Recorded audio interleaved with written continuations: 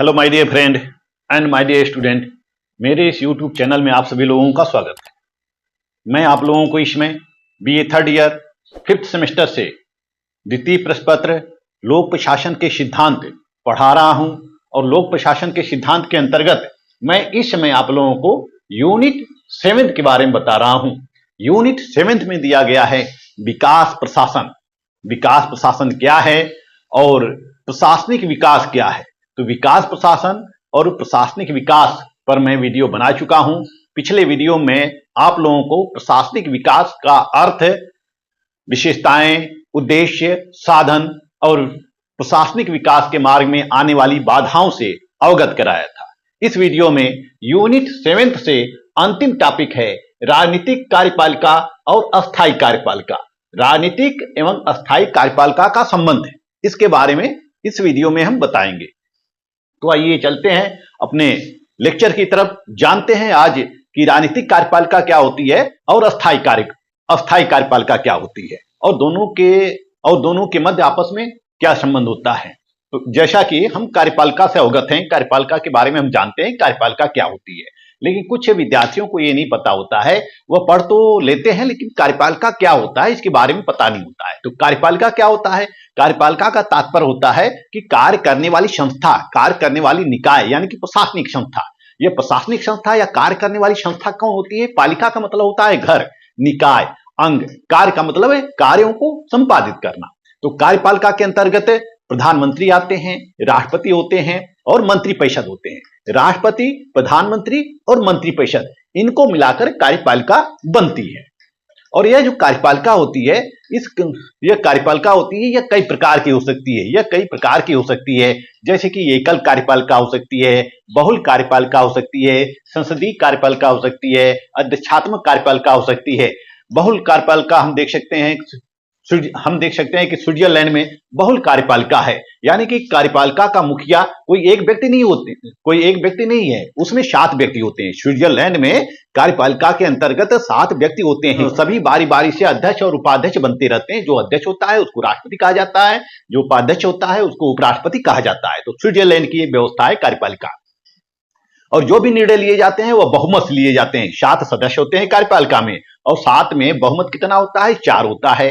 तो जो भी निर्णय लिए जाते हैं वह बहुमत से लिए जाते हैं। और वहीं दूसरी तरफ हम देख सकते हैं कि अमेरिका में जो कार्यपालिका है वह एकल है, या उसको अध्यक्षात्मक कार्यपालिका भी कह सकते हैं। अमेरिका में कार्यपालिका का प्रधान जो होता है वह राष्ट्रपति होता है। राष्ट्रपति कार्यपालिका का प्रधान होता है और वहां पे नाम मात्र की कार्यपालिका या वास्तविक कार्यपालिका नहीं होती है, जैसे कि हमारे यहाँ संसदीय देशों में होती है नाम मात्र की कार्यपालिका, वास्तविक कार्यपालिका होती है। वहां पे एक ही कार्यपालिका होती है जिसको हम एकल कार्यपालिका कहते हैं। राष्ट्रपति देश का सर्वश्रेष्ठ होता है और वह मंत्रियों को नियुक्त करता है। वह अपने राजनीतिक दलों से ही मंत्रियों को नियुक्त करता है। जो मंत्री होते हैं वहां पे उसको सचिव बोला जाता है। वहां मंत्री नहीं बोले जाते हैं, सेक्रेटरी बोले जाते हैं, सचिव बोले जाते हैं। इसी तरह से हम ब्रिटेन की कार्यपालिका को देख सकते हैं कि ब्रिटेन की जो कार्यपालिका है वह दोहरी कार्यपालिका है। एक नाम मात्र की कार्यपालिका है, दूसरा वास्तविक कार्यपालिका है। नाम मात्र की कार्यपालिका का जो प्रधान होता है वह सम्राट होता है या सम्राज्ञी होती है, और वहीं वास्तविक कार्यपालिका का प्रधान प्रधानमंत्री होता है। प्रधानमंत्री और मंत्रिपरिषद ये वास्तविक कार्यपालिका होते हैं। तो हमारे भारतीय शासन व्यवस्था में संसदीय शासन व्यवस्था को अपनाया गया है और यह जो संसदीय शासन व्यवस्था है ब्रिटेन से ली गई है। तो जिस तरह से ब्रिटेन की शासन प्रणाली है उसी तरह से हमारे भारत की भी शासन प्रणाली है। तो भारत में भी हम कार्यपालिका के 2 रूप देख सकते हैं, 2 प्रकार के देख सकते हैं। एक नाम मात्र की कार्यपालिका, एक वास्तविक कार्यपालिका। नाम मात्र की कार्यपालिका और वास्तविक कार्यपालिका। नाम मात्र की कार्यपालिका का प्रधान कौन होता है? राष्ट्रपति होता है, वह संवैधानिक प्रधान होता है। वहीं वास्तविक कार्यपालिका का प्रधान प्रधानमंत्री होता है और मंत्रिपरिषद होते हैं। तो ये प्रधानमंत्री और मंत्रिपरिषद यह वास्तविक कार्यपालिका है और राष्ट्रपति नाम मात्र का या फिर संवैधानिक कार्यपालिका है। तो हम इस कार्यपालिका के 2 रूप भी देख सकते हैं। कार्यपालिका के 2 रूप दे सकते हैं। इस कार्यपालिका के हम 2 रूप दे सकते हैं। एग्जीक्यूटिव के पहला है राजनीतिक कार्यपालिका, राजनीतिक कार्यपालिका, और दूसरा है अस्थायी कार्यपालिका, अस्थायी।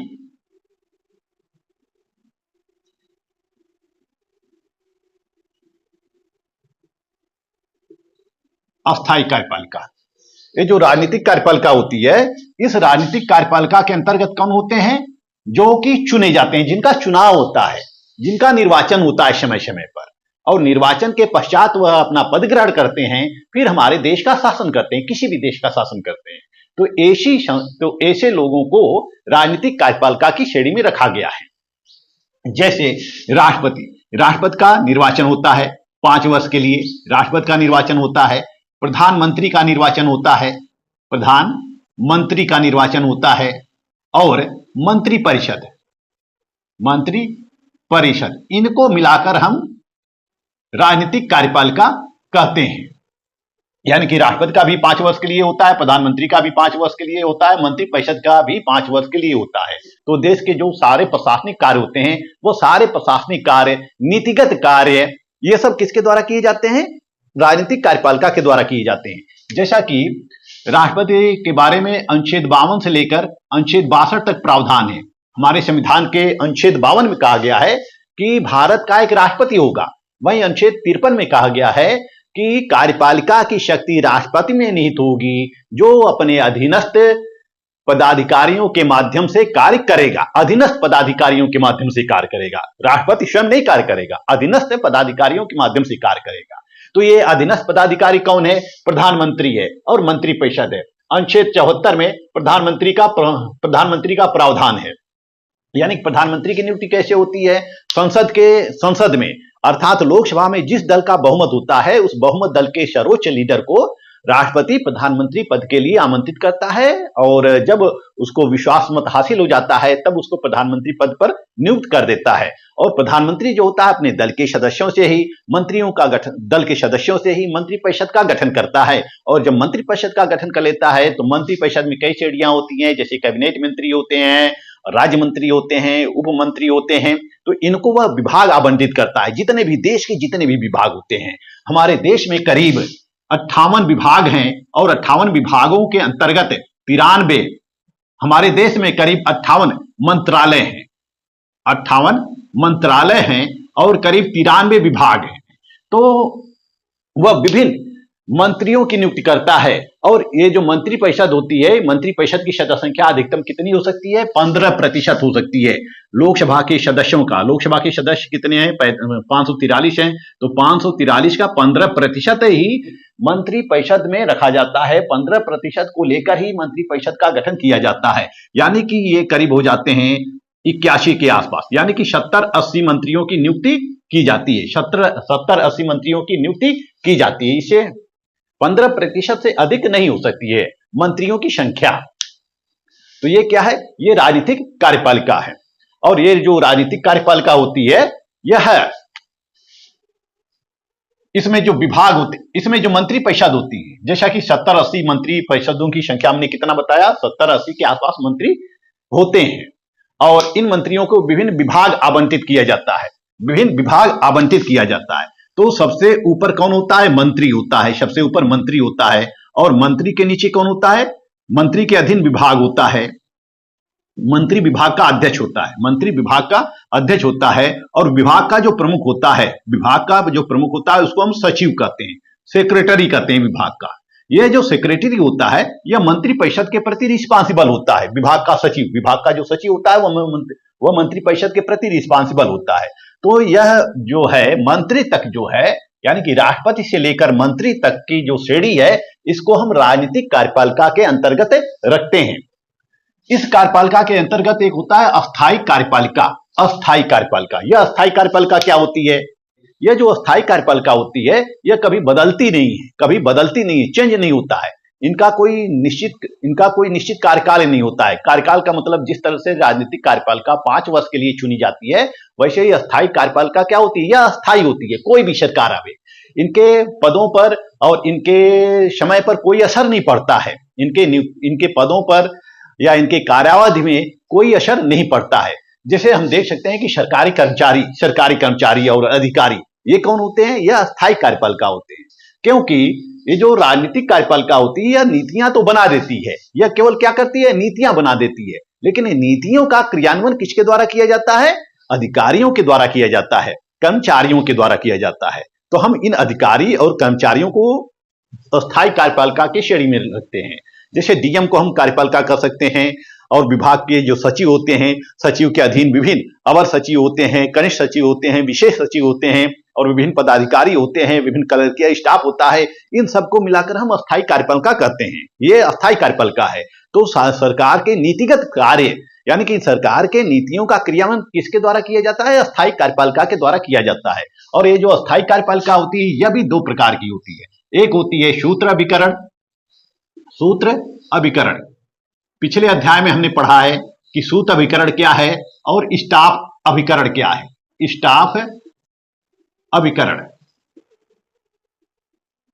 सूत्र अभिकरण और स्टाफ अभिकरण को हमने पिछले अध्याय में पढ़ा है कि जो कार्यपालिका, जो अस्थायी कार्यपालिका होती है, यानी कि जो अधिकारी होते हैं, यह अधिकारी दो कोटि में बटे होते हैं। एक सूत्र अभिकरण और दूसरा स्टाफ अभिकरण। यह जो स्टाफ अभिकरण होता है, यह सरकार को सूचना देने का कार्य करता है, सूचना संबंधी कार्य करता है, सूचना संबंधी कार्य करता है, और सरकार को परामर्श देने का कार्य करता है, परामर्श संबंधी कार्य। और यह विभिन्न कार्यों का निरीक्षण करता है, निरीक्षणात्मक कार्य। ये विभिन्न इसके कार्य होते हैं, सूचना संबंधी कार्य, परामर्श संबंधी कार्य, निरीक्षणात्मक कार्य। यानी कि यह देश के विभिन्न कोने कोने से विभिन्न विभागों की जो विभाग का सचिव होता है और उसके अधिकारी होते हैं, विभागीय अधिकारी होते हैं, यह विभिन्न क्षेत्रों से सूचनाएं इकट्ठा करते हैं और सूचनाएं इकट्ठा करके सरकार को परामर्श देते हैं, मंत्रियों को परामर्श देते हैं। जिस विभाग का जो मंत्री होता है अपने विभागीय मंत्री को ये परामर्श देते हैं, और यह निरीक्षण का कार्य करते हैं, विभिन्न नीतियों का निरीक्षण करते हैं, विभिन्न कार्यों का निरीक्षण करते हैं। तो ये सारे कार्य स्टाफ अभिकरण के द्वारा किए जाते हैं। और स्टाफ अभिकरण में कौन होते हैं? जैसे स्टाफ अभिकरण में कौन होते हैं? जैसे मंत्रिमंडल सचिवालय, मंत्रिमंडल सचिवालय, जो सचिवालय होता है, यह स्टाफ अभिकरण में आता है। मंत्रिमंडल सचिवालय जो होता है वह क्षेत्रों में जाकर कार्य नहीं करता है, वह नीतिगत कार्य करता है, वह सरकार को परामर्श देता है, वह निरीक्षणात्मक कार्य करता है, वह विभिन्न विभागों का विभिन्न कार्यों का निरीक्षण करता है। निरीक्षण करने के पश्चात वह नीतिगत निर्णय देता है, नीतिगत सलाह देता है, सरकार को या मंत्री को नीतिगत सलाह देता है। और इसी तरह से प्रधानमंत्री कार्यालय, प्रधानमंत्री कार्यालय जिसको हम पीएमओ कहते हैं, ये सारे जो हैं यह स्टाफ अभिकरण की श्रेणी में आते हैं। मंत्रिमंडल सचिवालय, प्रधानमंत्री कार्यालय, योजना आयोग, केंद्रीय सचिवालय संगठन, लोक सेवा आयोग, गृह मंत्रालय और वित्त मंत्रालय, राष्ट्रीय विकास परिषद, ये सभी स्टाफ अभिकरण की श्रेणी में आते हैं। यानी कि स्टाफ अभिकरण जो होता है वह जमीन पर कार्य नहीं करता है। कहने का आशय यह है कि वह क्षेत्र में जाकर कार्य नहीं करता है। इसका प्रत्यक्ष जुड़ाव जनता के द्वारा नहीं होता है। स्टाफ अभिकरण का प्रत्यक्ष जुड़ाव किसका होता है? जनता से। सूत्र अभिकरण का होता है, सूत्र अभिकरण का होता है। यह जो सूत्र अभिकरण होता है यह नीतियों का क्रियान्वयन करता है, नीतियों का क्रियान्वयन संबंधी कार्य करता है, नीतियों का क्रियान्वयन करता है। और यह उद्देश्यों को प्राप्त करता है, उद्देश्य की प्राप्ति में यह सहायक होता है। और इसका जनता से प्रत्यक्ष रूप से संबंध होता है, जनता से प्रत्यक्ष रूप से संबंध होता है। स्टाफ अभिकरण का जनता से संबंध नहीं होता है, लेकिन जो सूत्र अभिकरण होते हैं, जो लाइन एजेंसी होती है, उस लाइन एजेंसी का जनता से प्रत्यक्ष रूप से संबंध होता है, क्योंकि ये जनता के बीच जाकर कार्य करते हैं, जनता के बीच रहते हैं, विकास संबंधी कार्यों को पूरा करते हैं, नीतिगत संबंधी कार्यों को पूरा करते हैं।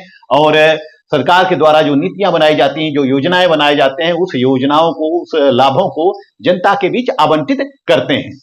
सूत्र अभिकरण के उदाहरण कौन कौन से हैं? जैसे स्वतंत्र नियामकी आयोग, स्वतंत्र नियामकी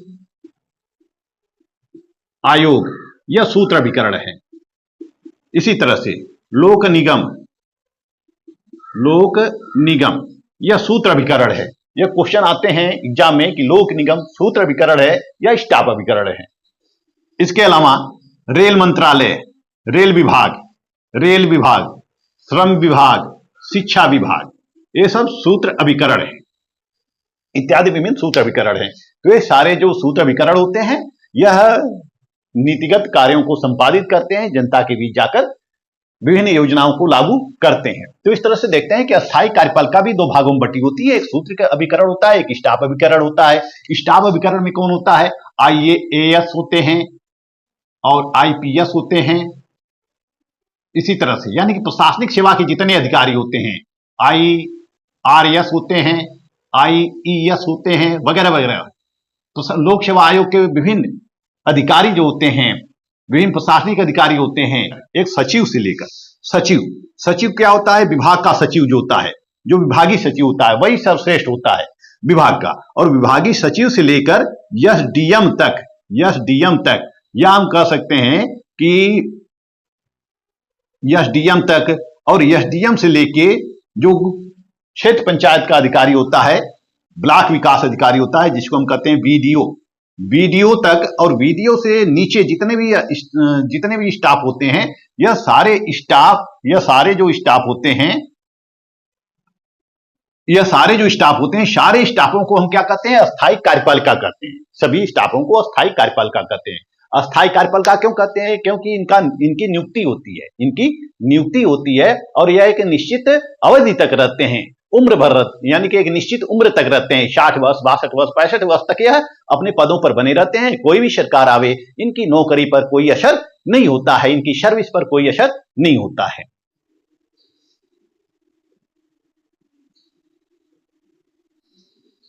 आइए अब देखते हैं राजनीतिक कार्यपालिका की विशेषताएं। राजनीतिक कार्यपालिका की विशेषताएं क्या है?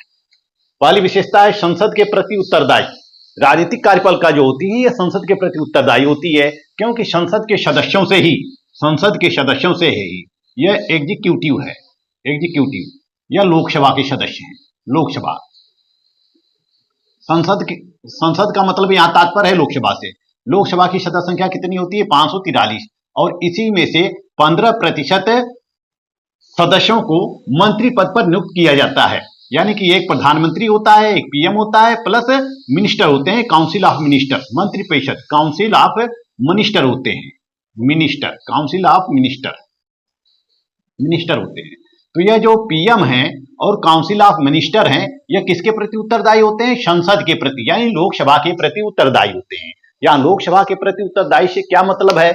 क्योंकि इनका गठन लोकसभा से किया जाता है और यह तभी तक अपने पद पर बने रहते हैं जब तक कि इनका लोकसभा में विश्वास रहता है। और जब लोकसभा इनके विरुद्ध अविश्वास प्रस्ताव पारित कर देती है तो सरकार भंग हो जाती है, इनकी कुर्सी चली जाती है, इनको पद त्याग देना पड़ता है। तो इस तरह से यह जो राजनीतिक कार्यपालिका होती है, यह संसद के प्रति उत्तरदायी होती है और संसदीय नियंत्रण इनके ऊपर रहता है। राजनीतिक कार्यपालिका के ऊपर संसदीय नियंत्रण होता है। संसद विभिन्न प्रकार से राजनीतिक कार्यपालिका के ऊपर नियंत्रण स्थापित करती है, जैसे कि विधेयक को अस्वीकृत करके, काम रोको प्रस्ताव, कटौती प्रस्ताव, सरकार की आलोचना करके, बजट में कटौती करके, निंदा प्रस्ताव पारित करके, प्रश्न पूछकर इत्यादि विभिन्न महत्वपूर्ण विषयों पर प्रश्न पूछकर यह इनके ऊपर नियंत्रण स्थापित करती रहती है। और यह जो भी कार्य करते हैं, जो भी नीतियां बनाते हैं, संसद के बहुमत से बनाते हैं। तो इस तरह से यह संसद के प्रति उत्तरदायी होते हैं। और जो विभाग के मंत्री होते हैं, वह अपने विभाग के प्रति उत्तरदायी होते हैं।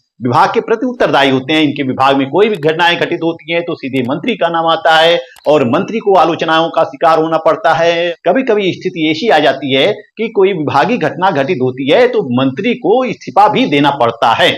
जैसे कि रेल विभाग में, जैसे कि रेल मंत्रालय में कहीं भी रेल की दुर्घटनाएं घटित होती हैं, या गृह मंत्रालय के अंतर्गत कहीं भी कोई बम ब्लास्ट होता है, आक्रमण होता है, यदि गृह मंत्रालय असफल होता है तो ऐसे मामलों में गृह मंत्रियों को भी इस्तीफा देना पड़ा है, रेल मंत्री को भी इस्तीफा देना पड़ा है।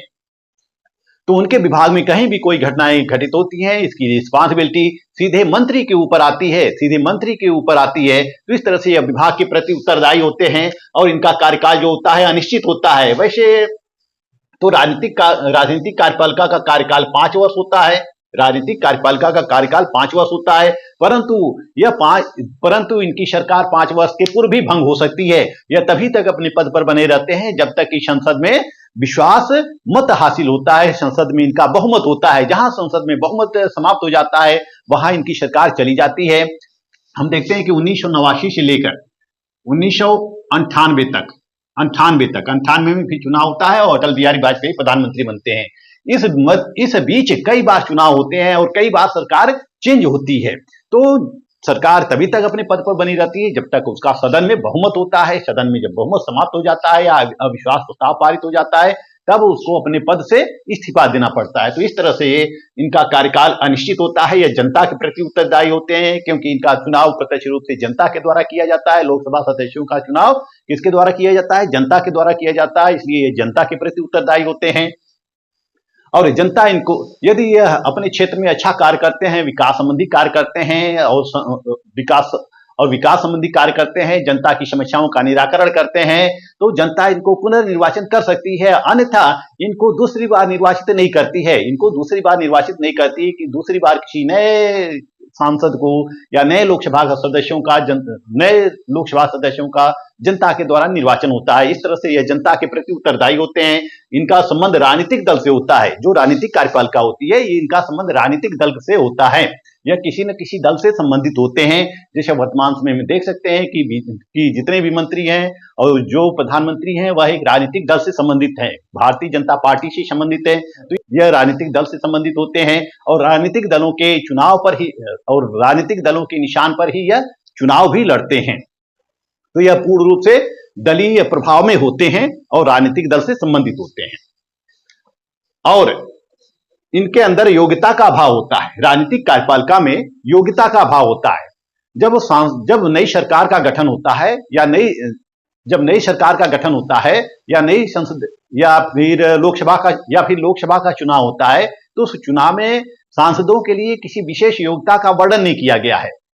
केवल उनकी आयु 25 वर्ष होना चाहिए और कोई आपराधिक केस दर्ज न हो या फिर सजा याफ्ता मुजरिम न हो और निर्वाचन सूची में उनका नाम हो, तो ऐसे लोग लोकसभा का चुनाव लड़ सकते हैं। तो इनके अंदर कोई योग्यता नहीं होती है।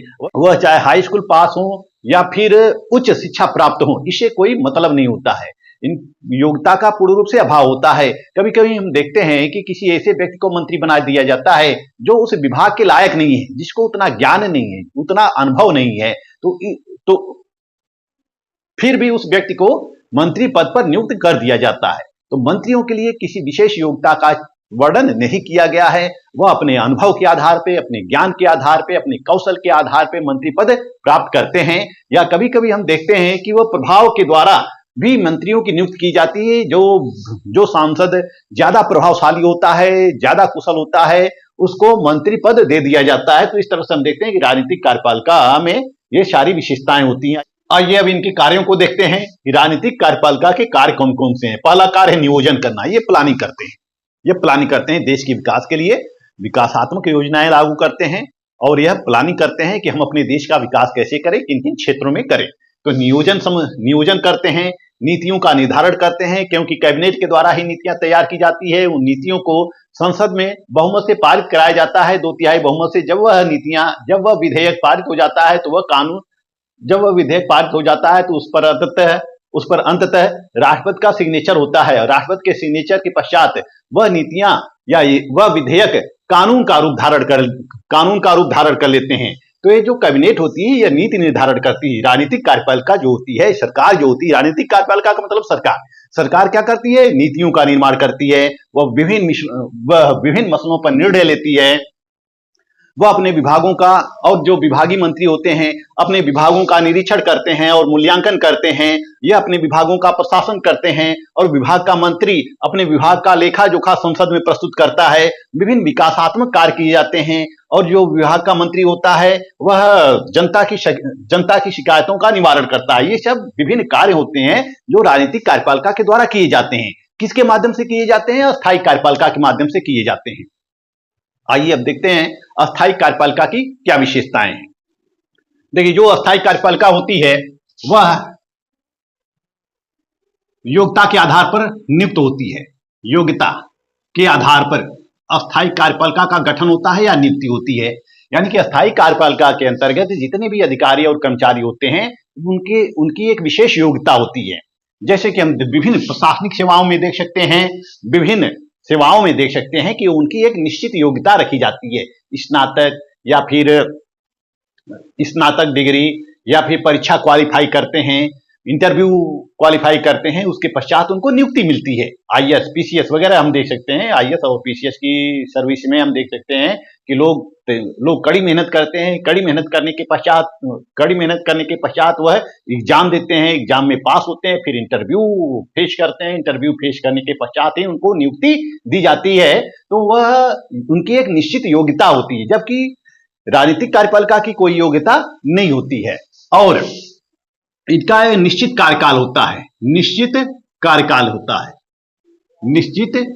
कार्यकाल होता है यानी कि नियुक्ति के पश्चात यह 62 वर्ष तक या कुछ विभागों में 65 वर्ष तक अपने पद पर बने रहते हैं। कोई सरकार इनको हटा नहीं सकती है। इनके कार्यकाल समाप्त होने के पूर्व कोई भी सरकार हटा नहीं सकती है। विशेष मामलों में इनको सस्पेंड किया जा सकता है, इनको टर्मिनेट किया जा सकता है, लेकिन सामान्यतया सरकार इनको हटा नहीं सकती है। यह एक निश्चित उम्र तक कार्य करते रहते हैं और निश्चित उम्र के पश्चात यह रिटायरमेंट ले लेते हैं, रिटायर हो जाते हैं। और इनकी एक विशेषता है कि यह अस्थायी होती है। इनके अस्थायी कार्यपालिका में अस्थायित्व का गुण देखा जा सकता है। सरकार कोई भी हो, सरकार बदले, सरकार कोई भी हो, यह अपने पद पर बने रहते हैं। हम देखते हैं कि सरकार तो 5 ही वर्ष के लिए निश्चित की जाती है, यानी कि कभी बसपा का हो सकता है, कभी सपा का हो सकता है, कभी भाजपा का हो सकता है, कभी कांग्रेस का हो सकता है। तो सरकारें बदलती रहती हैं, विभिन्न दलों की सरकार समय समय पर बनती रहती है। लेकिन ये जो अस्थायी कार्यपालिका होती है, यानी कि अधिकारी और कर्मचारी होते हैं, यह अपने पद पर बने रहते हैं और सरकार के मंशा के अनुरूप ही कार्य करते रहते हैं। ऐसा नहीं है कि 5 साल अगर किसी दल का शासन है तो वह पूर्ण रूप से दलीय प्रभाव में आ जाते हैं। वह 5 ही साल तक दलीय प्रभाव में रहते हैं। 5 साल के पश्चात जो सरकार बनती है फिर उसके प्रभाव में आते हैं, यानी कि सरकार के दिशा निर्देशों के अनुरूप और राजनीतिक दलों के दिशा निर्देशों के अनुरूप ये कार्य करते रहते हैं। और इस अस्थायी कार्यपालिका के ऊपर दलीय नियंत्रण होता है, दल का नियंत्रण होता है, क्योंकि जिस दल की सरकार होती है वह दल नौकरशाही पर अपना नियंत्रण स्थापित करती है। उस दल के जितने भी राजनीतिक अधिकारी होते हैं, मंत्री होते हैं, सांसद होते हैं, वह सभी नौकरशाही को निर्देश देते रहते हैं, अधिकारियों को निर्देश देते रहते हैं। और ये जो अधिकारी होते हैं वह दलीय भावनाओं के अनुरूप ही कार्य करते रहते हैं और यह दलीय उद्देश्यों को पूरा करते हैं। क्योंकि सरकार किसी विशेष दल से संबंधित होती है, तो विशेष दल से संबंधित होने के कारण के कुछ राजनीतिक कार्यक्रम होते हैं और राजनीतिक कार्यक्रम में यह सारे अधिकारी कर्मचारी मिलकर सहयोग करते हैं, दलीय उद्देश्यों को पूरा करते हैं। क्योंकि ये जो राजनीतिक दल होते हैं, जब इनकी सरकार होती है तो वह जनता के बीच इस प्रकार का माहौल क्रिएट करते हैं या जनता को इतनी अधिक सेवाएं देते हैं कि दोबारा फिर से इनकी सरकार बने। इसलिए जनता के प्रत्येक हितों का ध्यान रखते हैं और उन हितों को इस अस्थायी कार्यपालिका के द्वारा पूरा करने का प्रयास करते हैं। ये जो अस्थायी कार्यपालिका होती है यह जनहित में शासन करते हैं। तो ये अस्थायी कार्यपालिका होती है, यानी कि योग्यता के आधार पर नियुक्ति होती है, निश्चित कार्यकाल होता है और अस्थायी होती है। सरकार कोई भी चेंज हो, सरकार समय समय पर बदलती रहती है, लेकिन ये बदलते नहीं है। यानी कि आईएएस, पीसीएस और विभिन्न क्लर्कियल स्टाफ को देख सकते हैं, यानी कि प्रथम श्रेणी से लेकर चतुर्थ श्रेणी के अधिकारी और कर्मचारी को हम देख सकते हैं कि यह कभी बदलते नहीं है, यह केवल रिटायर होते हैं। इसी को हम क्या कहते हैं, अस्थायी कार्यपालिका कहते हैं। क्योंकि कार्य किसके द्वारा किया जाता है, इन्हीं के द्वारा किया जाता है ना, डीएम के द्वारा किया जाता है, एसपी के द्वारा किया जाता है और डीएम और एसपी के अधीन जितने भी अधीनस्थ अधिकारी होते हैं उनके द्वारा किया जाता है। सरकार तो केवल नीतियां बना देती है, नीतियों को बनाकर विभिन्न विभागों में वह वितरित कर देती है कि किस प्रकार का शासन करना है, कैसा प्रशासन करना है। तो ये जो अधिकारी कर्मचारी होते हैं यह सरकार की नीतियों के अनुरूप ही कार्य करते रहते हैं, ये कभी बदलते नहीं है, ये बल्कि एक निश्चित अवधि के बाद ये रिटायर हो जाते हैं। आइए देखते हैं कि अस्थायी कार्यपालिका के कार्य कौन कौन से हैं। अस्थायी कार्यपालिका के कार्य, अस्थायी कार्यपालिका जो होती है वह सरकार को परामर्श देती है, क्योंकि क्षेत्र में नीतियों के क्रियान्वयन की जिम्मेदारी इस अधिकारियों की होती है, सचिवों की होती है।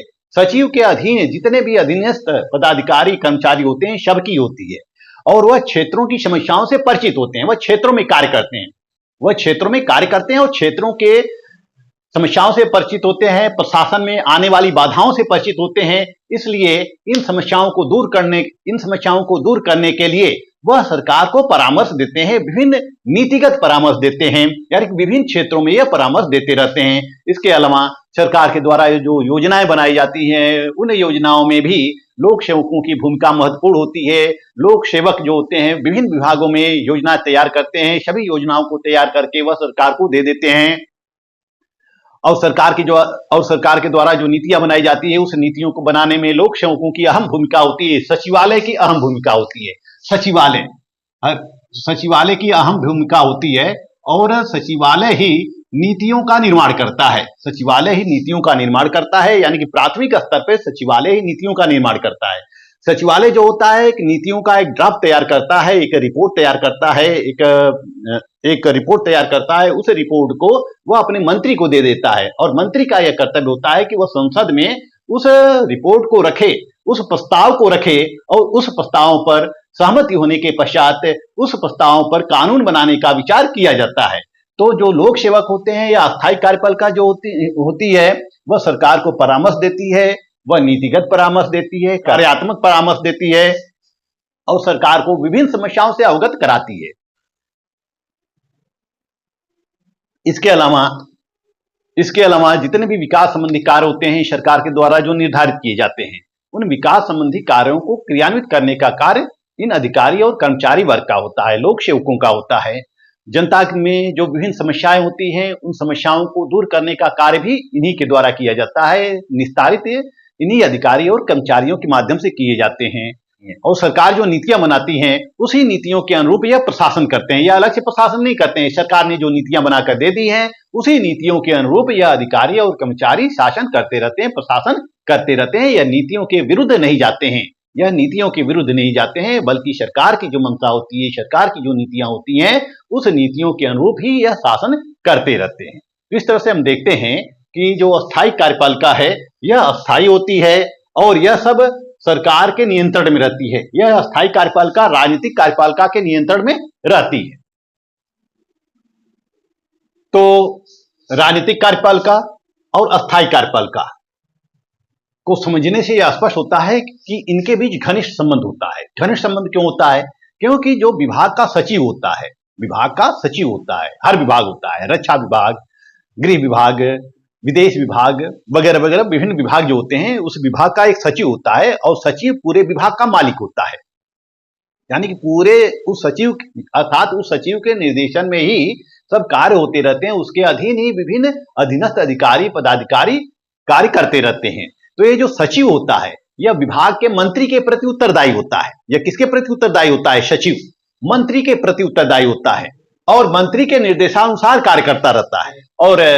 और ये जो मंत्रीगण होते हैं, ये अपने पसंद के अनुसार अधिकारियों को नियुक्त करते हैं, अधिकारियों का ट्रांसफर करते हैं, हस्तांतरण करते हैं। जैसे हम देखते हैं कि जब नई सरकार का गठन होता है, तो जिले के सभी डीएम और एसपी बदल जाते हैं। यानी कि जितनी भी प्रशासन है, प्रशासन का राजनीतिकरण हो जाता है। सभी उस जिले के सांसद या विधायक अपने मनपसंद के डीएम और एसपी को चयन करते हैं और सरकार भी अपने नीतियों के अनुरूप कार्य करने वाली, दलीय हितों के अनुरूप कार्य करने वाले डीएम और एसपी को विभिन्न जिलों में नियुक्त कर देते हैं। जो पुराने डीएम होते हैं, उन डीएम को कभी कभी ऐसा देखा जाता है कि सचिवालय से संबद्ध कर दिया जाता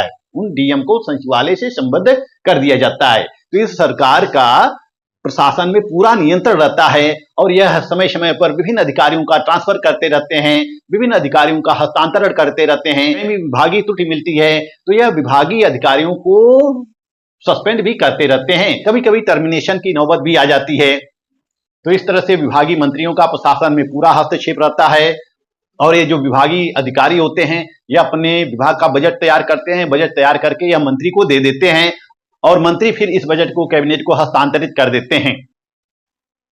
तो इस तरह से हम देखते हैं कि ये जो अस्थायी कार्यपालिका है, यह राजनीतिक दबाव में काम करती रहती है और ये जो अस्थायी कार्यपालिका यानी कि जो लोक सेवक होते हैं, वो सत्ता के अनुरूप ही कार्य करते रहते हैं। तो ये जो अस्थायी कार्यपालिका होती है, इसी से संबद्ध होती है। जितने भी प्रशासनिक अधिकारी होते हैं, वह सब उस सरकार से संबंधित हो जाते हैं जिस दल का शासन होता है और दलीय हितों और दलीय नीतियों को लागू करते रहते हैं। तो इस तरह से हम देखते हैं कि जो ब्यूरोक्रेसी है वह सरकार के नियंत्रण में रहती है और सरकार के अधीन ही कार्य करती है।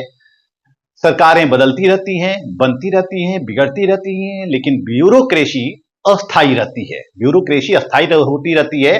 यह अपने पद पर बनी रहती है, एक निश्चित अवधि के पश्चात ही यह रिटायर होती है।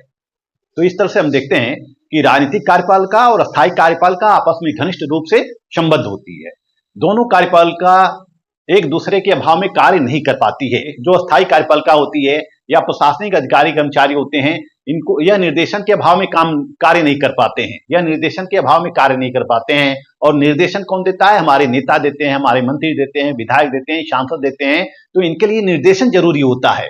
और वहीं अगर अस्थायी कार्यपालिका न हो तो ये नेता कार्य नहीं कर पाएंगे। इनके लिए एक कर्मचारी तंत्र की आवश्यकता होती है, अधिकारी तंत्र की आवश्यकता होती है, जिसके माध्यम से यह नीतिगत कार्यों को पूरा करते हैं और विभिन्न प्रशासनिक कार्यों को संपादित करते हैं। समाज में लोक कल्याणकारी कार्य करते हैं, समाज को अपराध मुक्त बनाना, शिक्षा संबंधी कार्य, स्वास्थ्य संबंधी कार्य, निर्माण संबंधी कार्य इत्यादि विभिन्न कार्य जो होते हैं वह सब अस्थायी कार्यपालिका यानी कि अधिकारी और कर्मचारियों के द्वारा ही पूरा किया जाता है। और किसके निर्देशन में? सरकार के निर्देशन में किया जाता है।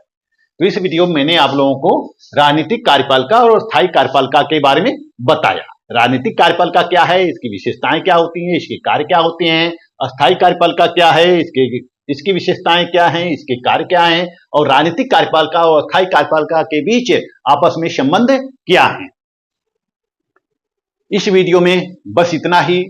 अब नेक्स्ट वीडियो में मैं यूनिट 8 शुरू करूंगा। यूनिट 8 में दिया गया है भारतीय प्रशासन का विकास, इवोल्यूशन ऑफ इंडियन एडमिनिस्ट्रेशन। इसमें आपको पढ़ना है प्राचीन प्रशासन, मध्यकालीन प्रशासन और आधुनिक प्रशासन।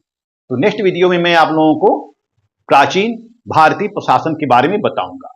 मेरा वीडियो आपको अच्छा लगे तो मेरे वीडियो को देखते रहिए, मेरे वीडियो को अधिक से अधिक लाइक, सब्सक्राइब और शेयर करते रहिए। मिलते हैं नेक्स्ट वीडियो में, तब तक के लिए धन्यवाद।